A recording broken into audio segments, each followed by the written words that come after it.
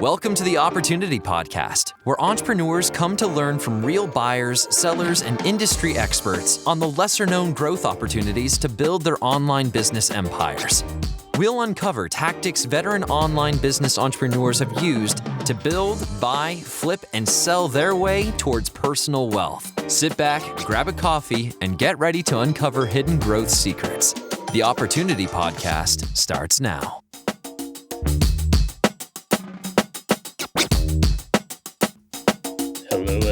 Hello, everyone. Welcome to another episode of The Opportunity. And I am your host, Gregory Elfrink, Head of Marketing over at Empire Flippers. Today is a pretty special episode where this is the 100th episode of The Opportunity Podcast. If you're listening to this on the Empire Flippers feed, what are you doing? Come and subscribe to the Opportunity feed as well so you can get both of the same episode downloaded twice to your phone. Twice is just as nice, right?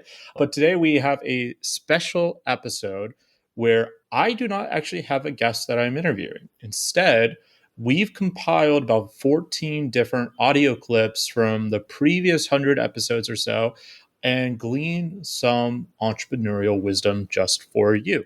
I'm going to be reacting to each of these pieces of audio. Now, I was initially going to listen to them live on air with you at the same time, but since there's 2 audio clips per lesson, I wanted to make sure I understood the theme between these 2 pieces of audio. But we will play the audio clips for you, and I will give you my reaction to each of them. So let's get started because I've gone through all the audios now, and I think there is a lot of really good stuff here, timeless stuff. Whether you're a SaaS entrepreneur, whether you're an e-commerce founder, whether you're an affiliate marketer just crushing it with Google SEO, all this stuff is really, really good for you. So let's dive in to the first one.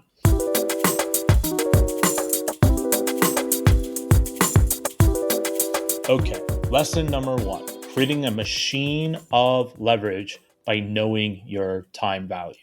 This first audio clip comes from a good friend of mine, Kevin Espiritu, who I've had the pleasure of watching grow into an absolute giga chat, if you're into gaming, of the gardening niche, the epic gardener himself. Let's listen to his audio.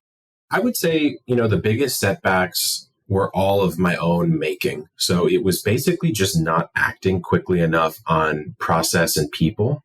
I was very reticent to hire in general, let alone to aggressively hire. And so, my first hire in 2017 was a writer. And that was because I was spending 20 to 30 hours, maybe 40, writing articles to get the blog sort of off to a good start. This is back when really I only had the blog, maybe a YouTube channel. And, if I was smarter, I would have said, look, I've put down 400 well-researched gardening articles already. It might be time for me to pivot where my time's more valuable doing something else. And so you've probably talked about this with a bunch of people on the podcast before, but it's, knowing where your time is most valuable as the founder is dramatically the most important thing, because if you have the resources, what you should be doing is either automating, delegating, or hiring or deleting stuff that's not as valuable for your leveraged time. Okay, there you have it. So one of the things I like that Kevin had to say is that all the setbacks were his fault. So when you are running a business, when you're an entrepreneur, no matter how small or how big your team is, your curse and perhaps blessing in certain cases is that everything that happens in your business is your fault. Your success is your fault. Your failures, also your fault. Maybe you have a team that did something wrong. Sure, that team member is mistaken, but ultimately their mistake is your mistake. Now, Kevin said he wrote 400 blog posts right around before delegating, before hiring his first writer. I know a lot of SEO friends are cringing right now, like, oh my God, how could he have done this? Well, one, dedication, right? That is awesome. But he also understood that this was wrong. He shouldn't have hesitated for so long. He should have hired someone quicker, should have hired that writer quicker, right? And he talks about focusing on process and people. Don't hesitate on hiring. Now, I agree with this. I think when you get to a point in your business where there is something that is taking up so much of your time that is almost like you have a second part-time job in addition to the normal stuff you're doing, it is definitely time to hire. I'm a big fan of that because one, you don't want to overhire, right? You don't want to hire too quickly. You don't want to hire too many people for too many different things at once. You want to bring them on slow and methodically in a certain process. One of the best ways to do that, in my opinion, is when you just simply don't have enough time to do this task anymore because your plate is filled with all these other tasks, right? In Kevin's case, growing Epic Gardening, the SEO side of it, he gave the delegation over to those writers to start creating that content for him. And I think that's great. He said focus on process. And this next audio here is going to put that into even more light. So let's listen to the next audio. This one comes from my good friend, Matt Diggity. I think I went into this thing from the beginning, coming as an engineer and working 60-hour weeks, reading the 4-hour work week. And so having this mindset of like time is the ultimate commodity that you never want to sacrifice. So I went in from the beginning knowing that if I'm doing a task, get ready to let go of it and do it in such a way where you're taking good notes and someone else can do it eventually. So I always had scalability and outsourcing in the back of my head. But in terms of partnerships, that took a while. I think at some point I just realized that everyone has a specialty and mine doesn't equal stuff like operations. Like decent at it, but to get really down the nitty gritty of fine tuning and operations, I'm probably not the best. I'm better at looking at high level and fitting pieces of the puzzle together, but I'm not that good at nitty gritty. So if I want to get to the next level, I need to find someone I trust and someone that's great at these kind of things. And this is going to create a synergy that will skyrocket us. And I've made some good partnerships. I've made some bad partnerships, but the ones that do work and the ones that I have right now are freaking amazing. Okay. So there you have it. So Matt, he talks about how time is the ultimate commodity. And that's true, right? You can't get back more time. Time is the most crucial resource you have. People are always concerned about how much money something is going to cost. You as an entrepreneur should be concerned at how much time it is going to cost, because that is the ultimate currency in not just in business, but in life, right? So something that Matt said, and this is actually something I recently said on LinkedIn, and I was commenting on someone's post, I forget what it was, but he said, get ready to let go of your task. Take good notes so other people can do it. This I love. I think even if you're not at a point in your business where you can hire someone or you can outsource to someone, you should still be taking notes. You should get into the habit of writing standard operating procedures of everything that you're doing. I've seen this happen so many times where my SEO friends, especially, they'll hire the writers, but they won't hire, like, say, an in-house SEO to take over their website for them. And they'll come up with excuses like, well, it's impossible to teach someone keyword research. It's not impossible. You're just not thinking about how it's possible. Like, you learned keyword research. That means it can be taught. It's a teachable skill. So how do you do that? So next time you are doing a task, especially if it's a complicated task, which for a lot of people, keyword research is a bit complicated. Everyone kind of has their own flavor for it.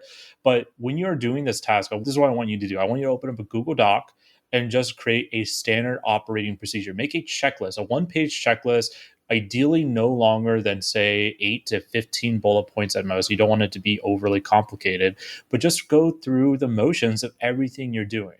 Then ask yourself, if you gave this SOP, this checklist to someone, could they do 80% as good as you?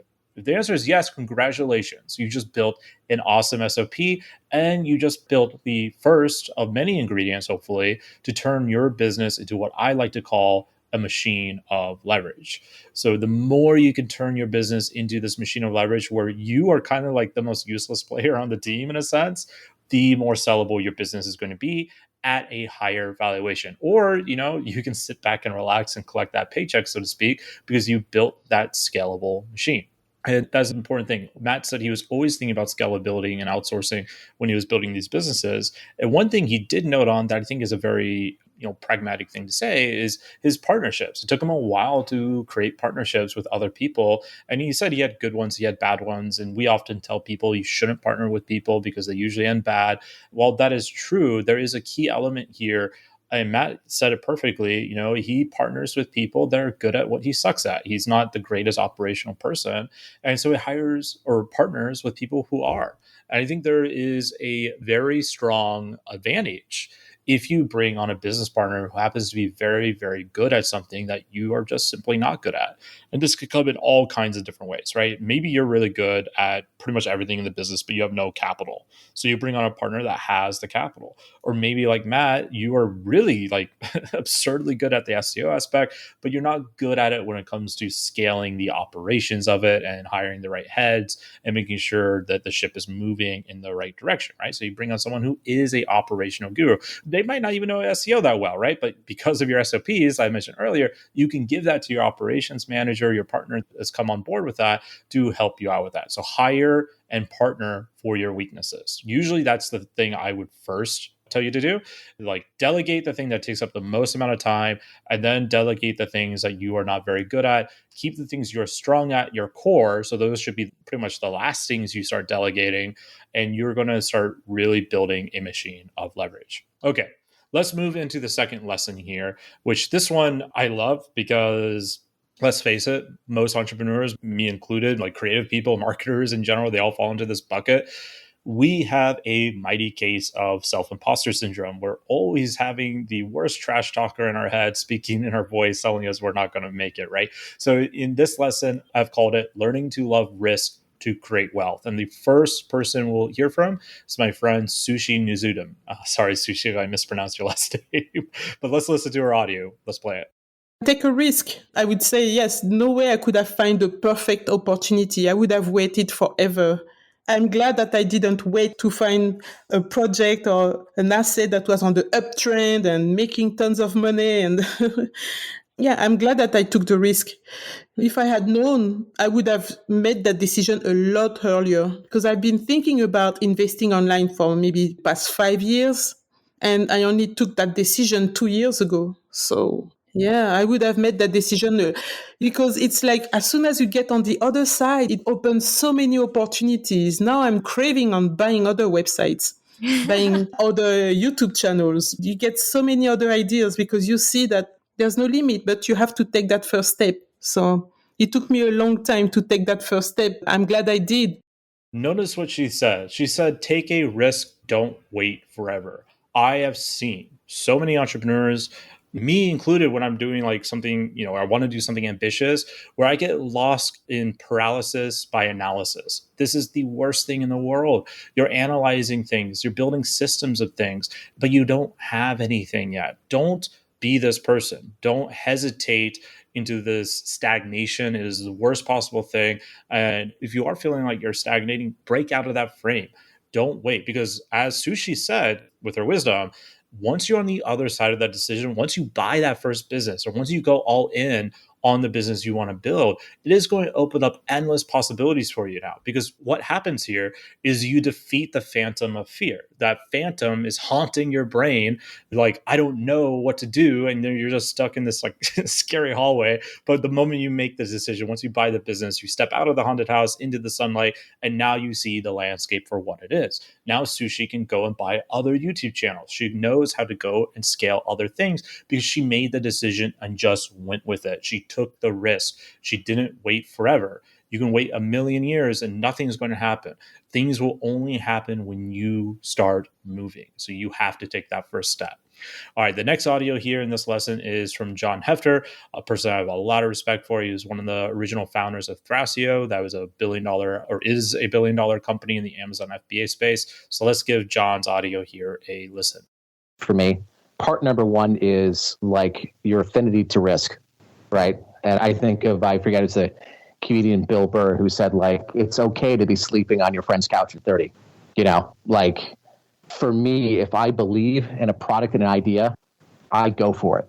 And I mean, I throw the kitchen sink at it, period. And I don't look back, and I realize that I'm not fighting for tomorrow's lunch. I'm fighting for something that's a year or two down the road. And that commitment is often the thing I see missing most, right? It's more like, I got these 4 ideas. I'm going to order a couple hundred units. I'm going to try it. I'm going to kind of half launch all of them and see if they catch. I think that's foolhardy to do. So for me, it's like commit to something. Understand that if it's a total flop, you'll still be fine. But I'd rather be all in and live with the consequences than be half in and just kind of see how things go. And that's not for everybody. That's maybe how I see the world. but I look at the successes that we've had launching our own products, right? And that sort of level of commitment and care is the reason why they were successful. So John saying it's okay to be sleeping on your friend's couch at 30, I think is amazing. This is all part of the entrepreneurial journey. You're taking a risk. You're going out there to do something hopefully big, right? And you need to have this large appetite for risk, but you also need to have a large appetite with being okay that you might be on your friend's couch at 30. And that's okay, right? That's all part of the journey. You're going to have massive highs and you're going to have massive lows. But if you want to get the massive highs, you got to do what John said. You have to go all in, throw the kitchen sink at it. Don't try to build 8 different websites, 9 different e-commerce brands when you're a team of 1. That is crazy sauce. You are going to be distracting yourself so poorly, or so greatly, I should say, that you're never going to get anything off the ground. So think about one thing. What is the idea you really want to do? And go all in. And then once you're doing it, once you have committed to that one idea, as John said, don't think about tomorrow. Don't think about making money tomorrow. It's not about making money tomorrow. It's not about making money next week, next month, or in 6 months from now. It's about 3 years from now. How big can that thing be? I have a lot of friends in this space that are amazingly skilled. They drive tens of thousands, hundreds of thousands of visitors to their website, seemingly at a whim. But they often get distracted by starting a new project. Very few of them ever double down and focus on one thing to make something truly big. And you spend 3 years, which really isn't that much time if you think about it. You spend 3 years focusing on one thing, you commit to it, don't look at anything else, and focus. You can build something crazy big. And if it's a total flop, like let's say you fail on your friend's couch at 30 or however old you are, you're going to be fine. It's not the end of the world. And the skill sets you've learned up along that 3-year journey would probably help you at the very least get a pretty high paying job, right? Like a lot of entrepreneurs love hiring other entrepreneurs because they're outside of the box thinkers. And this kind of like focus, this kind of commitment to your business is going to give you a lot of different lessons. So at the end of the day here, being an entrepreneur is all about taking risks. And because you can take risks, because you have the appetite of risk, like frankly, a lot of places will never have, you have the ability to create some real wealth. But you got to take that first step, just like Sushi said. You got to focus. You got to go all in, just like John said. All right, let's move to lesson 3. So this one, I call it, and you'll probably know what this one's about by the title of this lesson, but I call it spending 9 hours sharpening the axe and 1 hour cutting down the tree. So the first bit of audio comes from Emma Shamir Tamir, and let's give it a listen. Your listing or your product page on Shopify or whatever it might be is really your only opportunity as a business to be able to speak directly to your customer. So they're not getting on the phone and having a conversation with you. They're not walking into the store and you're able to show them a bunch of different things and get a read on them and then tailor your pitch to them. You have to have all of that figured out so that by the time they click onto your page, you're able to have a really meaningful pitch that's not just sale, but is going to connect with the emotional drivers behind why someone would even want your product in the first place. Okay. So Emma has said that if you're like an Amazon FBA entrepreneur or a Shopify entrepreneur, really any e-commerce entrepreneur, though this truly expands to any kind of business, that your product listing page is pretty much your only opportunity to speak to your customer. It's not like they're in a physical store where you can say, hey, how are you doing?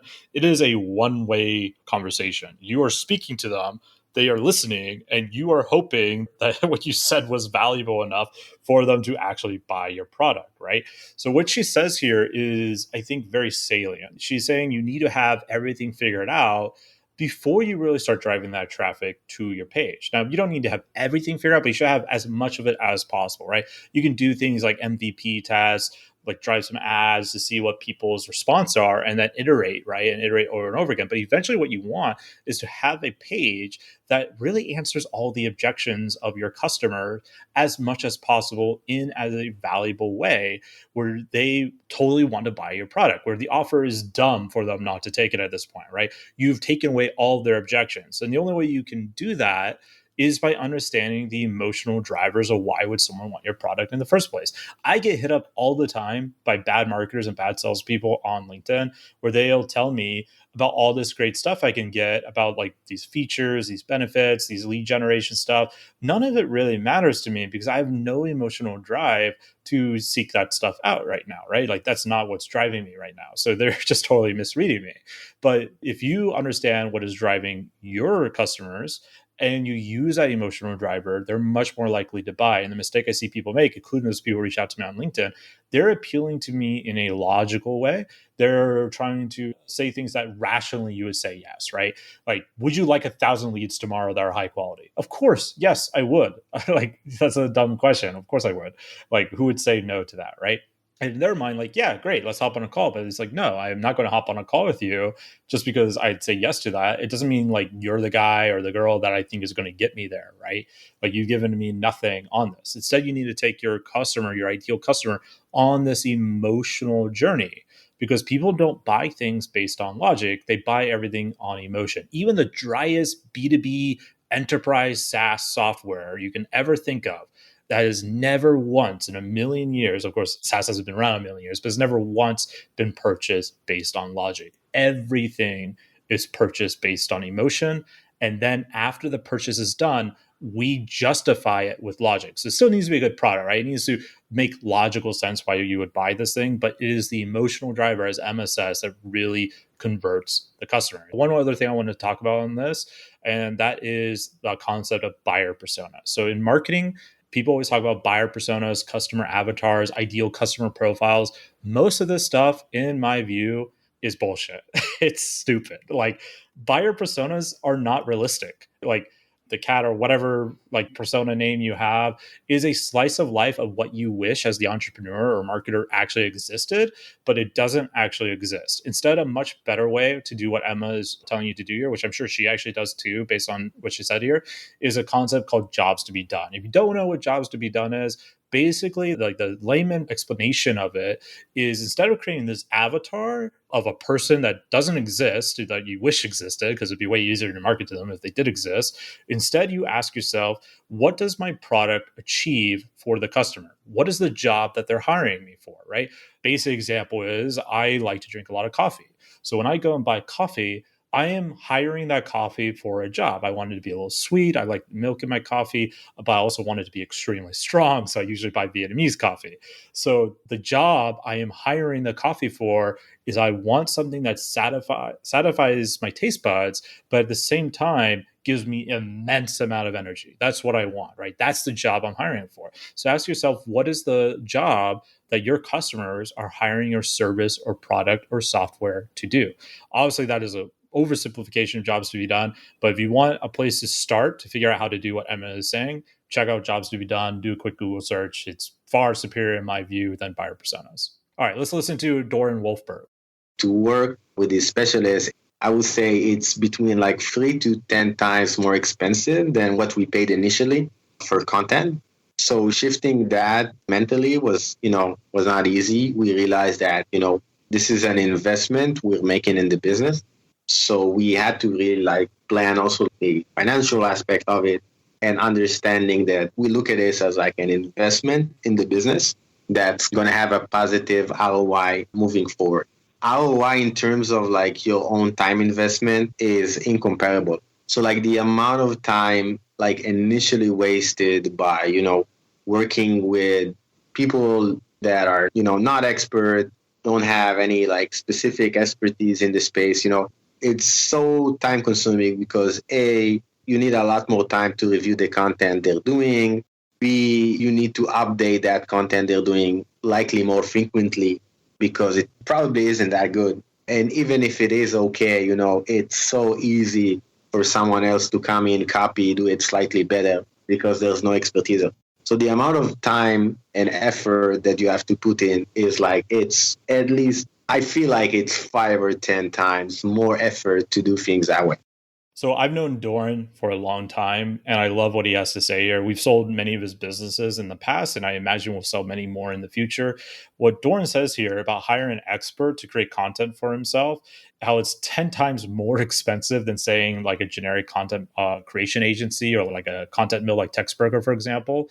While it is so much more expensive, if you change your mindset and you think of it as a investment into your company, a positive ROI, something that's going to drive ROI for potentially for years, you can change that mindset a little bit. That helps you stomach, because I know a lot of my SEO friends right now don't want to do this, but helps you stomach the fact that you should be paying these writers, these content creators, a lot more than what you were probably used to back when you were just hiring things out to a content mill.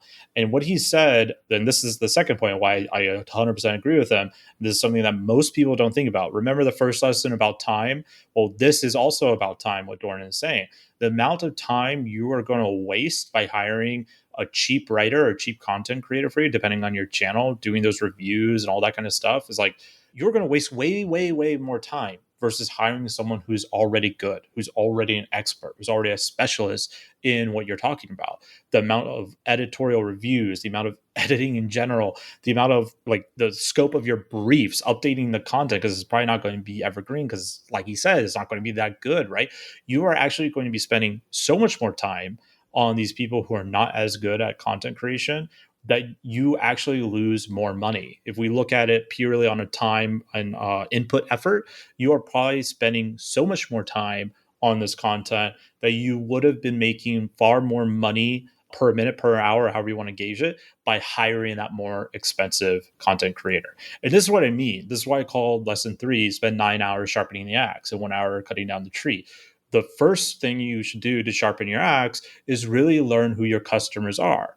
And then the second part of the sharpening the axe is learning how do you create extremely good content that is valuable, that really talks to those emotional drivers in such a way where you only need to spend an hour cutting down the tree. Someone that is the opposite of Doran's mentality here, who is hiring a content bill, they're spending 9 hours editing, right? They're spending 9 hours cutting down that tree, and probably longer because they have a very dull axe. Versus if you do what Doran and Emma are talking about here, you can turn your marketing machine into a very sharp blade that can get you to where you want to go a lot faster.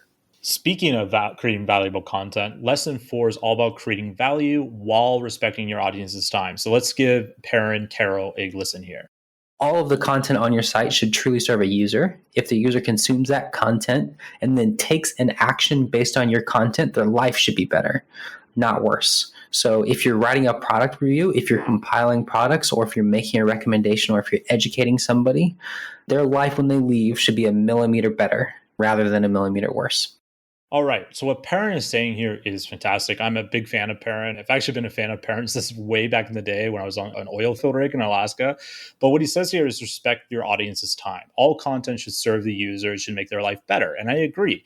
And he said something I think is especially important here, because I think a lot of entrepreneurs trip themselves out over what does this mean? How do I actually add value to the user? And they think it has to be something so grand, so grandiose, but it doesn't at all. Like all your content needs to do is make the life of the reader a millimeter better rather than a millimeter worse, right? And this is good enough. That is all that is required, right? If you are writing, say, a blender review for an Amazon affiliate website, your reader is not expecting you to be Hemingway. Like that's not what they're expecting. They're not expecting some Oscar Wilde telling them about the Blend Tech poem of the year or something crazy like that, right? So don't stress yourself on trying to make something so crazy good that it's kind of pointless, because the reader doesn't care. They're going to be skimming through that style article anyways. They just want the answer quick, right? So all you need to do is make their life a little bit better. And that's it. The value doesn't have to be massive. It just needs to be a net positive for the reader. And you do that enough times, you're going to create an avalanche of value that is worth something incredible, basically. So I like what Perrin had to say here, especially the millimeter quote. I think a lot of people trip themselves up by thinking that it's impossible to create value, when really it's just about making the user's life slightly better in some way. All right. The next audio we're going to be listening to is my friend Alexis Grant. She has a newsletter called They Got Acquired that I'm a fan of, that we sponsored. So let's see what Alexis has to say. The place that I always start from is creating really high quality content. And that's from my background as a journalist. And sometimes it comes back to bite me because sometimes I'm like, I want this to be, I try to get every piece to be a really high standard. And, sometimes that isn't, well, I think of it as the baseline for all of my brands, but I think it's possible to go overboard with it. Like I see some folks running content sites who are more focused on other pieces and, maybe their content isn't at the level where I would want it to be for my own site, but they still are killing it. They're doing a great job and they're building something that people really respect and that's valuable to people. But for me, I always think about coming at it from how can you create something that's valuable? Because if people don't want to read it or listen to it or consume it, then you're not really doing yourself or them a favor. All right. So you'll see her and Perrin are kind of saying the same thing here, right? So she talks about how she has very high standards for content creation, but how you don't need to go overboard with it. Like she even mentioned there's people with websites she sees are crushing it that doesn't have the same standard as her. She, is somewhat surprised that they are crushing it when they don't have as high standards of her. And this is the thing I'm talking about. Like you should have the minimum effective dose of high value. Like, yes, you can go way overboard, but all you really need is that minimal viable dose. It's just like Tim Ferriss says with like working out or something like that, right? If your content is making the user's life better, even just a little bit, then it is worthwhile content. But if people don't want to read your content, if they don't want to listen to it, if they don't want to watch it, then you're not doing yourself nor them any favors. And now Alexis didn't say this, but I'm going to say this is a lot of people who are in my camp where I'm very big on high quality content, being authentic, transparent, all that kind of stuff. They often will say, oh, it's impossible to rank in Google or it's impossible to get traction unless you have high quality content. I know that is false. Even though I'm in their camp on most things, I know that is false. You can absolutely rank in Google with utter garbage, trash content. I've seen people do it dozens and dozens of times, if not hundreds of times at this point. And I'm sure I will see them do it hundreds of times in the future. You can get onto page one with bad content, with low standards. Absolutely.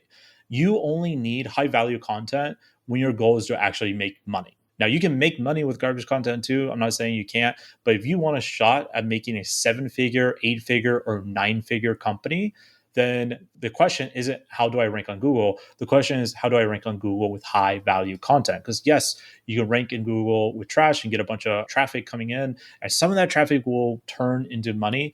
But if you know how to master Google or any traffic channel and you have high value content, you are going to be converting a lot more people and honestly making a lot more money in the long, grand scope of time with your business. All right, move into lesson 5, communication and thinking in 4 degrees of impact. So let's listen to what Chelsea Cohen has to say.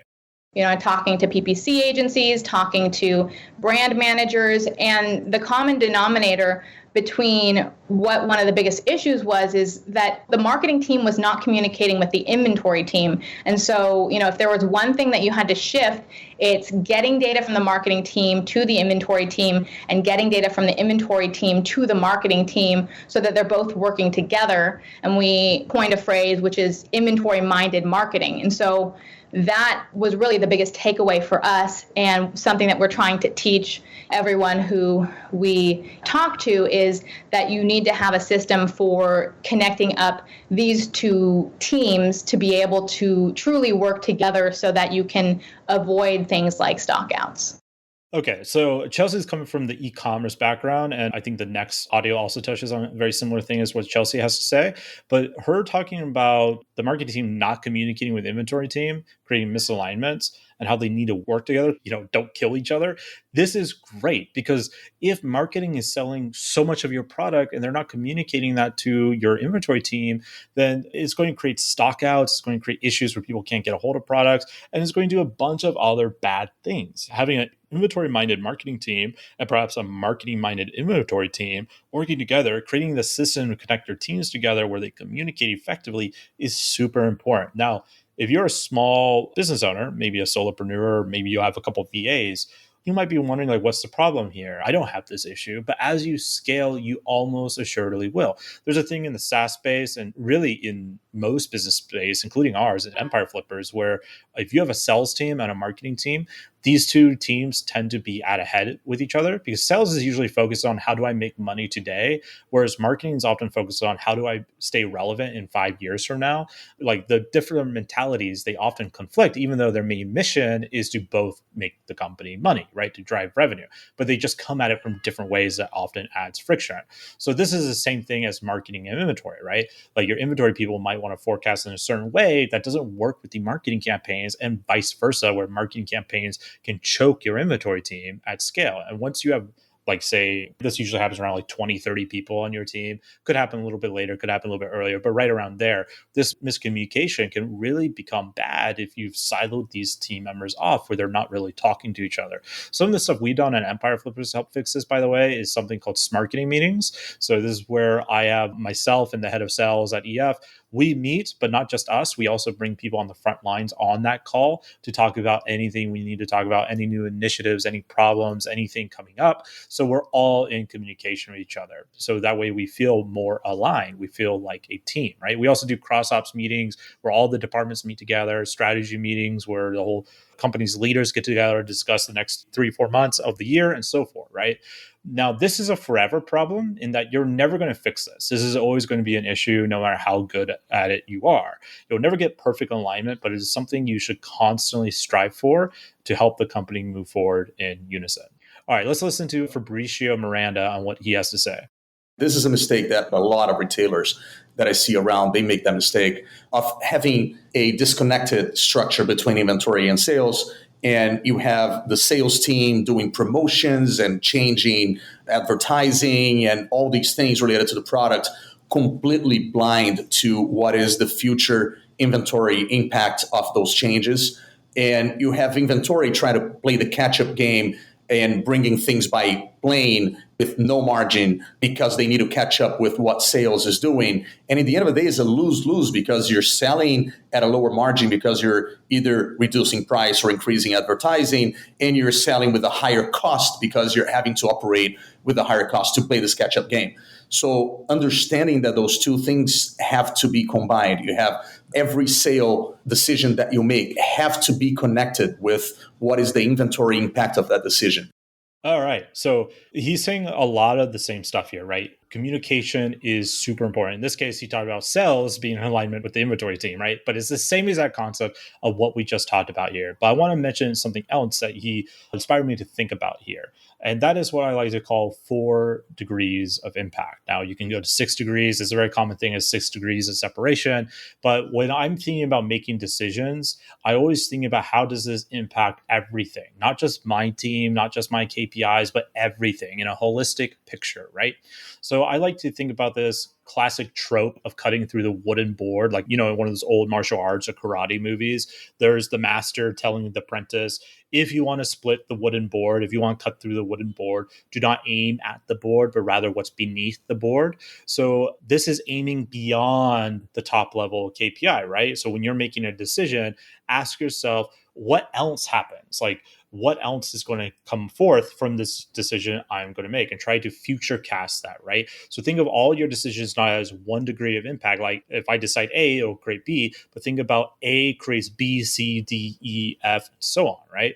So for example, when I started becoming a more managerial role at Empire Flippers and started guiding a team, I knew I couldn't write tons of guest posts anymore. But I also knew, despite guest posts being super time consuming, I also knew that creating content is my thing. I enjoy creating content. That's like one of my skills, right? So I decided I could still create content and build backlinks to Empire Flippers to hit our SEO goal if I start appearing on people's podcasts, because it's way easier for me to be interviewed where I can be just off the cuff. I don't have to prep anything. I don't have to edit anything. It's way easier for me to do that than creating a guest post. And it'll give me 2 backlinks, right? From more than 2, like the backlinks of Spotify, Apple, and usually their own website is right as well. So I'll get that extra referring domain. So I decided to do that. But building those backlinks isn't the only thing I was looking at doing. I thought about the different degrees of impact I can have if I decided to do podcasts instead of guest posts. So the first degree was, yes, building the backlinks, right? That was the first point. But the second thing was also to build an audience using their audience. I wanted to bring people over to Empire Flippers that already were a fan of this podcast because I knew that the customer avatars, so to speak, were very similar, right? The third degree that I wanted to do was to endear myself not just to their audience, but to the host, because the host is an active player in my space. I want that person to become a collaborator in the future, a partner that would be more than happy to share our content over and over again. And we would as well, because they're creating value. So that was the third impact I wanted to do. So I have a whole network of content partners, basically, right? Now, the fourth impact of what I was trying to do with this podcast strategy was to also make their brand become synonymous with my own brand. When people think of them, they also think of me because they have mentioned me so often that it's just a given that these two brands go hand in hand. They're like ketchup and mustard or PB&J, right? So those are the kind of ways you should be making these decisions. You need to be super communicative with your team, both internally and externally, any stakeholders, but also you need to think of every decision in these 4 degrees of impact, 6 degrees of impact. One decision doesn't affect the outcome of just one thing. It can affect the outcome of your entire organization. So think through all of that. All right, lesson 6, why the best marketing isn't a tactic, it's an experience. First up, we got Chelsea Jones and Rachel Saul. Let's play it. I think the most important piece of a e-commerce marketing strategy is to make sure that your customer experience is seamless. A lot of times brands are looking at KPIs and growth numbers and revenue. All of those things are critically important, but you cannot neglect the number one most important metric that might not be quantifiable, but is qualitative, right? So what is the customer experience? Awesome. So I agree with her. I agree with what they have to say here, that your best marketing strategy, in this case, she's talking about e-commerce, but it's really for anything, is not a tactic. So it's not your Facebook ads, it's not your SEO, it's your customer experience. That is the most important thing, because if you create a truly wonderful customer experience, the people are just going to refer to you constantly. It happens all the time. It happens with us. Like, not saying we have like the best customer experience ever. We have pretty good customer experience. It's always something we're trying to improve. But in general, I agree with this wholeheartedly. Marketing will bring your traffic there, but your customer experience is what's going to build that word of mouth. And word of mouth is by far the most powerful marketing channel out there.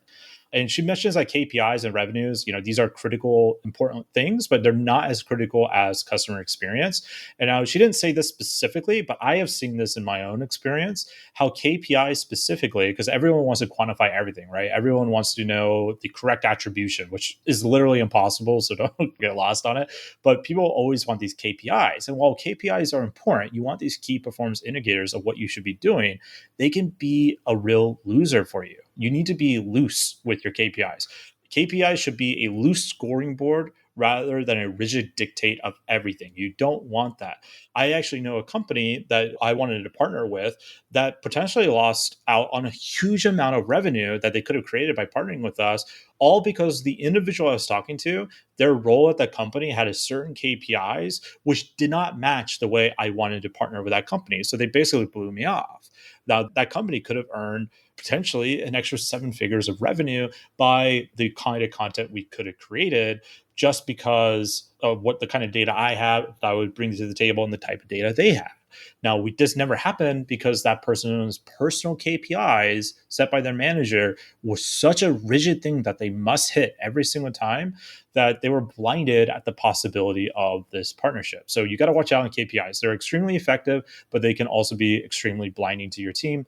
And like Chelsea and Rachel says, customer experience, which is very hard to quantify to begin with, is ultimately the most important KPI. All right, let's listen to Nicole Baksai. I know I mispronounced that. I'm sorry, Nicole. Let's listen to what you have to say, Nicole. Your best marketing is going to be your customer service. The best word of mouth marketing is, I had this great experience. I like to talk about Zappos, who, years ago was sending, if you asked about a specific shoe and they didn't have it, they would actually send you to the right website. And I think that's such a beautiful example of how set the benchmark for customer service, how people actually maybe contributed to how much they grew. When we think about customer experience, it is your biggest marketing tool, because if you have an amazing experience, you're going to share that with someone else. And that's the snowball effect. All right. So very similar to what we just heard, right? Your best marketing is your customer service experience. I like the story of what you had to say about Zappos. In fact, I have done something similar at Empire Flippers at times. People will come to me with a business that I just know would not sell well on Empire Flippers for whatever reason, but that doesn't mean it's not sellable, right? And just because it's not sellable with us doesn't mean I'm like, all right, I can't talk to you. Got to talk to the next prospect, right? Someone going to make me money. I'll take time to still help them, whether it's over a Facebook message or a LinkedIn message, whatever.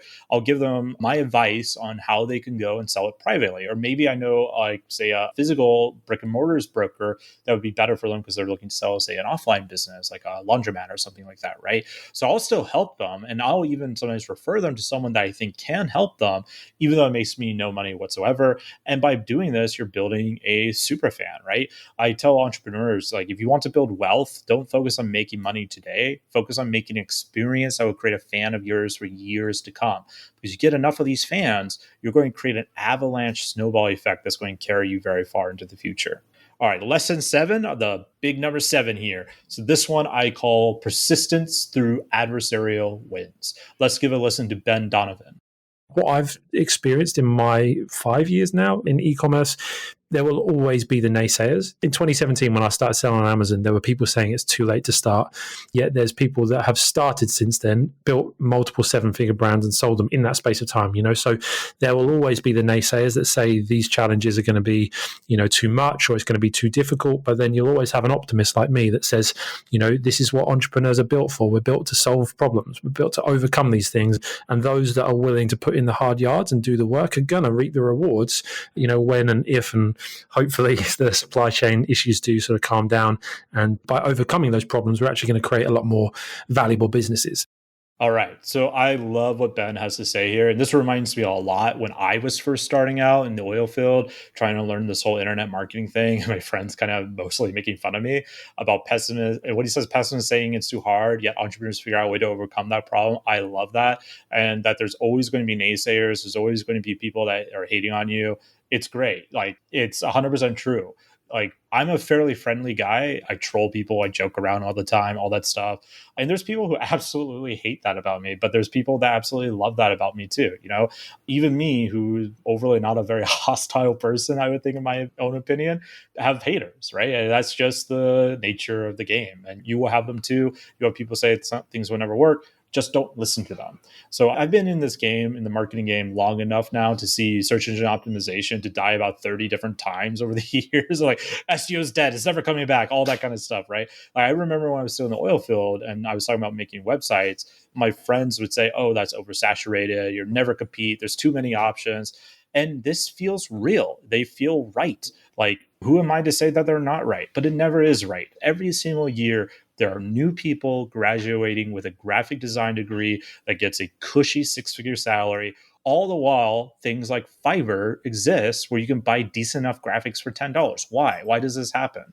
Because there is always opportunity for people who persist, overcome, and perhaps, yes, have some positive self-delusion that the opportunity does exist for them. Being an entrepreneur is often about having this faith in something that doesn't even exist yet. And then through perhaps some small madness, you will that thing you have faith in into existence. So I think this is this is a simple lesson, but it's easy to forget, easy to let the naysayers kind of creep and soak in. So as Ben says, don't listen to them. All right, let's listen to Bill Zabrak. The growth and decline, I think, kind of go hand in hand. A lot of people say that you learn more from your failures than your successes. And I do believe that's true. But also, like, when you're having growth, when you have good times, be smart about it. The more you can figure out why something is growing, the better you can grow it. And then that knowledge and that perspective and that information can help with a decline like this. All right. So him talking about growth and decline going hand in hand, I agree. So yes, you will learn more from failures than successes, but it is important, like he says, when you are having those good times, ask yourself, why are you having those good times, right? What is going on there? Now, for me personally, whenever something is going really well, like say a marketing KPI goes to the roof, we get tons of seller submissions or tons of leads. my initial thought is something went wrong. Something is wrong. And you know what? Usually that's right. Sometimes it's not. And we really did get a huge increase for whatever reason. It's often hard to see because we deal with very low numbers in terms of, customers and in terms of quantity of customers.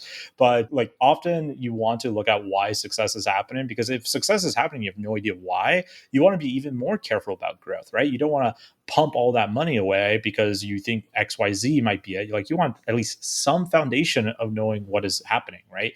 And failure is the same thing. Knowing why things fail are very, very important. And I think leaving off on what Bill here, it brings me more to a kind of a macro thing I want to talk about. Because right now, at least at the time of this recording, the economy is in a pretty uncertain future, right? There's talks of recession. I think technically we are in a recession, right? And so right now, a lot of people are feeling a decline more so than the growth aspect right now in the economy, right? And to be honest, I've been asked what I think will happen. I think many businesses will die over the next couple of years. And most of them did not focus on what Bill talked about, like understanding why are you having success right now. Most of these people didn't focus on business fundamentals. They focused on growth at all costs. And now they're eating the curse of that thinking. They focused on vanity metrics. And to be honest, the most seductive of all vanity metrics is revenue. Revenue is mostly meaningless. Profit, on the other hand, is everything. But there's good news here in this state of decline, of uncertainty, all that kind of stuff. If you're feeling what I'm putting down, so to speak, the good news here, as Bill says, is there is much to be learned both in times of growth and decline. And if you look through the grand arc of history, almost all the strongest companies were born out of recessions and tough times.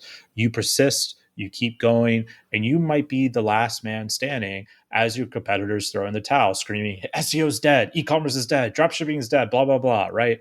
Now, not only do you have a blue ocean, but you will see all the costs of your growth come way down as there's just less people fighting for that place on the summit with you. So those are 7 lessons learned over 100 different episodes of The Opportunity. There you have it, 14 wildly successful entrepreneurs, all in their own ways and flavors. If you like this podcast, if you like these lessons, then leave us a review. Give us a review on Apple Podcasts, give us a share. Or you can do the ultimate thing, which is sending me a meme on LinkedIn to make me laugh, which I will appreciate. But seriously, let me know if you guys like this type of style. We're happy to change it up if you prefer Greg's long monologues, listening to like audios of yesterday past. And I hope everyone out there is having an awesome day. Talk to you all later. Bye.